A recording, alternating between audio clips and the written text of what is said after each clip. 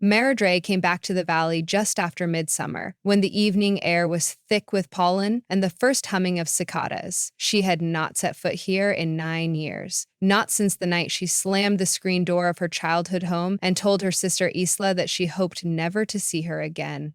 The remark had been cruel, born of a storm of grief and resentment at their mother's funeral, but it had taken on a stubborn life of its own. Every birthday, every winter holiday, Mara drafted apologies in the blue-lined notebook she kept beside her bed. And every time, the apology seemed too small, too late, or too self-pitying to send. So the pages stayed bound, carefully preserved, and entirely unread. When she stepped from the bus that afternoon, the valley looked unchanged, as though it had been waiting in a paused moment of summer twilight. The oak-peppered hills folded into each other, the river coiled through the meadow, and on the far side, hazy in distance, the old glassworks smokestack still leaned like a crooked finger at the sky. Mara hoisted her backpack and walked the gravel lane toward her mother's cottage, feeling both trespasser and heir. She had come because the property was finally under contract. Isla, who had remained in town, had handled most of the practicalities, sending short, formal emails that began with "Dear Mara" and ended with "Sincerely."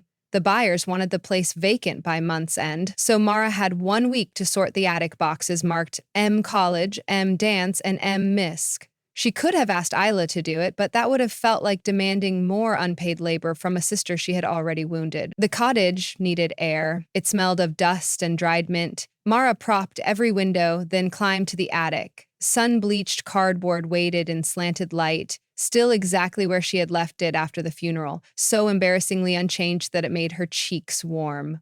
She worked until dusk, setting aside what she would ship home, a ribbon-tied stack of childhood sketches, her mother's silver metronome, the press flower scrapbook. Beneath one box, she found the notebook that had traveled with her to 3 apartments but had not been opened since her move to Minneapolis. The cover had warped, the spine threadbare. She thumbed the pages. Every entry was an unfinished apology to Isla. Reading them in order was like watching a time-lapse of reluctant regret. Each letter more elaborate, yet somehow less direct than the last. And suddenly, she remembered the valley's strangest, sweetest tradition.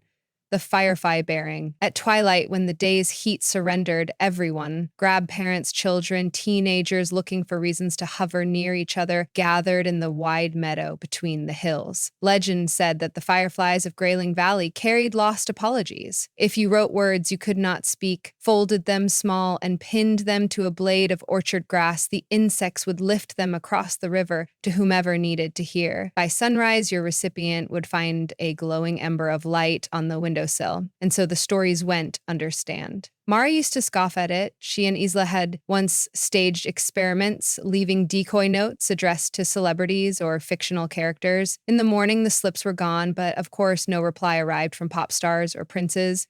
They assumed wind or dew had eaten the paper and left it at that. Only their mother believed wholeheartedly, insisting she had reconciled with a long-estranged sister because a firefly delivered her apology. At 14 and 16, Mara and Isla had rolled their eyes. Now, holding the notebook full of aging regrets, Mara felt her skepticism loosen. After all, what had pragmatism accomplished? 9 years of silence, 9 years of shared grief stuck in separate rooms. She tore out the first letter that seemed salvageable, trimmed the flabby sentences, and copied the final draft onto fresh paper. Isla, I am sorry for the words I spoke the night we buried Mom. I was drowning in my own hurt and forgot yours. I miss my sister every single day. Love, Mara. It was not perfect, but perhaps imperfection was the honest part. She tucked the note in her pocket and carried a folding chair down to the meadow while the sky burned persimmon and pewter. A few other valley residents were already there, a retired couple who still wore matching fishing vests, a grade school boy clutching a baseball cap full of scribbled notes, and Emil Kovash, the town librarian, who always brought an antique fountain pen so he could revise right up until the amber flash of the first firefly.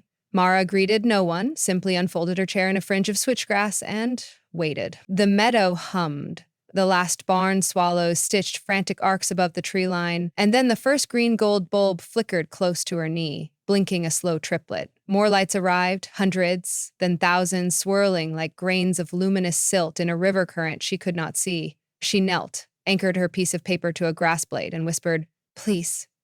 She lives on the far ridge, in the blue house with the lilac hedge. Fireflies did not answer in any language she could hear, but several drifted close, touching the edge of the page with glassy abdomens that glowed brighter for a heartbeat. The note rose no more than a centimeter or two, but when Mara released her breath, the paper hovered, buoyed by specks of phosphorescence, and then lifted higher, a swan feather lit from within. Up it went, rising over the meadow until it was one more spark amid thousands, all drifting eastward across the river, toward the line of distant windows. Mara watched until her letter was indistinguishable from the stars. Back at the cottage, she managed half a bowl of canned soup before sleep swallowed her. She dreamed of Isla standing on their mother's porch holding a lantern of fireflies. The glow turned Isla's face the color of soft sunrise, and when she opened her mouth, moths fluttered out carrying scraps of paper that read, apology accepted, spinning upward like prayers. Morning sunlight woke Mara. She waited, restless, until the mail carrier had surely passed the ridge road, then laced her shoes and started the familiar mile toward Isla's house. The lilac hedge was taller than she remembered, but otherwise everything looked painfully the same. The sun porch with its beadboard swing, the cracked stepping stones Mara and Isla had poured together in fourth grade. She knocked. The silence inside sounded occupied, the way a held breath fills a closed room. When Isla finally opened the door, she was still in her robe, her dark hair unbrushed. "Mara," she said. The single syllable was not quite welcome or displeasure. It was pure astonishment, vibrating with the shocks of both the past and this present moment. "Hi," Mara managed. She held no prepared speech. But Isla lifted a hand. "Wait." She stepped back inside, returned with a small glass jar. A solitary firefly glimmered within, clinging to the inner curve as if drowsy. "It was on my sill this morning." Isla set the jar between them. With this, she unfolded the note. Mara recognized her own handwriting, though Isla's thumb now smudged one corner. "I didn't know if you'd read it," Mara said, hearing the wobble of her voice. My words never felt enough, but the house is selling, and it seemed wrong to leave without." "You chose the bearing," Isla interrupted. "After all your teasing? I think I ran out of other methods," Mara whispered. Isla exhaled a laugh that was halfway to a sob. "I wrote letters, too, you know. Dozens. They're in the junk drawer beside the stove. Sometimes I fed them to the compost because it felt easier to lose words, to rot, than to risk them being rejected." Mara nodded. "I deserve that. But I missed you." Isla swallowed, and her eyes guttered. "Come in," she said. When Mara crossed the threshold, she felt as if she had re-entered the body of a world that had almost forgotten her shape. They made coffee, burning the first pot and laughing helplessly at the acrid smell. In halting bursts, they spoke of grief, of the old fight, Mara's decision to sell, Isla's wish to keep the cottage, both of them flayed raw by the fresh vacancy their mother had left, and by the fear of shouldering memory alone. They cried, they argued again, more gently, then laughed at the inevitability of it, and finally fell into a stillness that felt like late afternoon sun on river stones. A door inside Mara unlatched. She had imagined a grand, unspooling apology, but what truly stitched them together were small recognitions. Isla confessing she never mastered Mom's biscuit recipe, Mara admitting she sometimes scented her pillow with old lilac perfume to blunt homesickness. Layer by layer, the 9-year canyon shrank until only a shallow creek remained, something that could be forded barefoot with rolled cuffs. Yet amid the relief, a question lodged in Mara's mind. Had the fireflies simply delivered her letter, or had they kindled Isla's capacity to forgive? If so, what else might they carry? She remembered her mother's softly spoken legend. The insects held older wisdom. They ferried the heart's heat as well as its words. Maybe forgiveness was a flame that needed a spark, and the fireflies were perfect kindling. 2 evenings later, Mara and Isla returned to the meadow together, a fact that drew murmurs from neighbors who had long ago resigned themselves to the sisters' estrangement. Each of them carried a small stack of papers. Mara's were blank, Isla's were folded tight, the unsent letters from her kitchen junk drawer. They set up chairs side by side where the meadow dipped toward the cattail pond.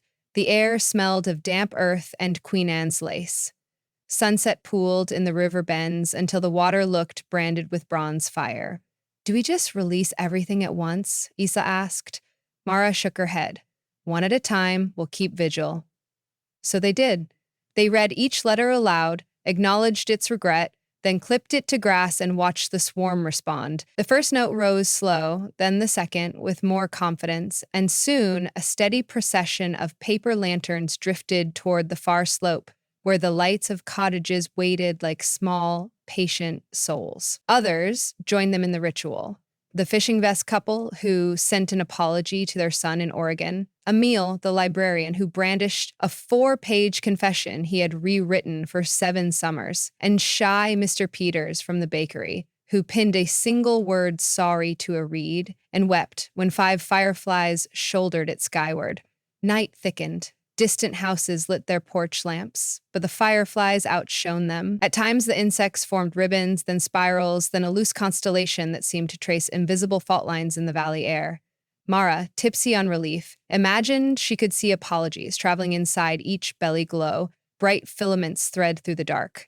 When their last note had flown, Isla touched Mara's hand. "What now?"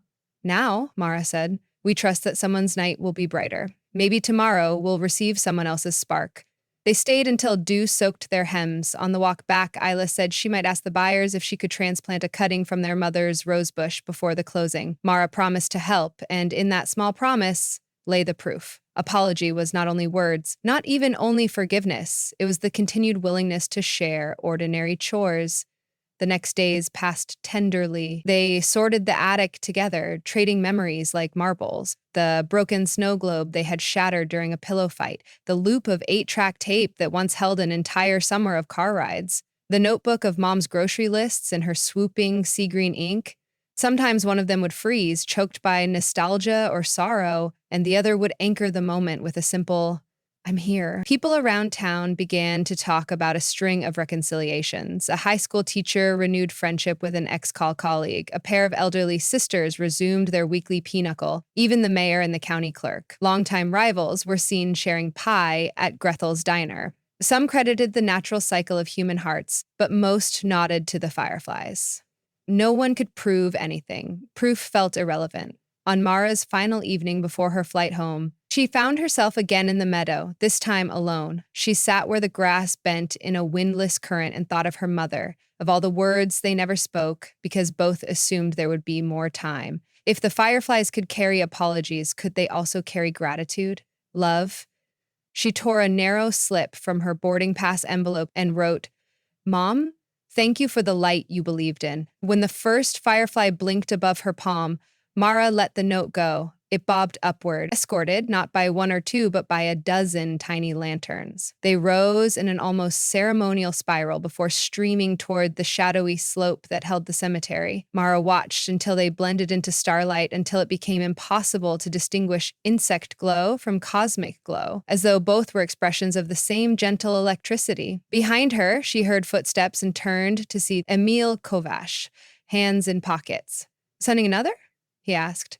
"Something different this time." Mara said. He smiled. "Did you know," he said, "there's a scientific explanation for the firefly's behavior. Some entomologists think the notes absorb trace oils from our hands, and the insects are attracted to the chemical compounds." "I didn't know," Mara replied. "Doesn't matter," he considered, then shook his head. "Not if the valley wakes kinder each morning." He tipped an invisible hat and drifted away. Mara remained long enough to see the swarm thin as night advanced. The silence was velvet, pitched only with cricket song. She realized that reconciliation was not a single act, but a practice. The fireflies might ignite a first spark, but it was humans who had to keep feeding the lantern. Before leaving, she whispered one more sentence into the hush, a promise to herself and to the nameless spirits of light: "I will keep my side of the valley bright." The cottage closed the next afternoon. Mara and Isla stood together on the porch. Keys in hand, the buyers were due in an hour. Isla reached into her bag, produced the jar that had held the first firefly, now empty. "I'll keep this as a reminder," she said, "but let's let the fireflies stay wild." "Agreed," Mara said. They placed the jar on the railing and walked away without looking back. Halfway down the lane, Mara stopped, suddenly imagining a speck of green gold flashing inside the glass. It might have been a trick of sun on beveled lid, or it might have been a tiny spark, ready to ferry the next unspoken word. She smiled, then linked her arm through Isla's. And together they carried their shared silence, no longer heavy, merely quiet, toward the future. The hills folded behind them like closing pages, but ahead the valley opened, wide enough for forgiveness, wide enough for whatever words would someday need wings.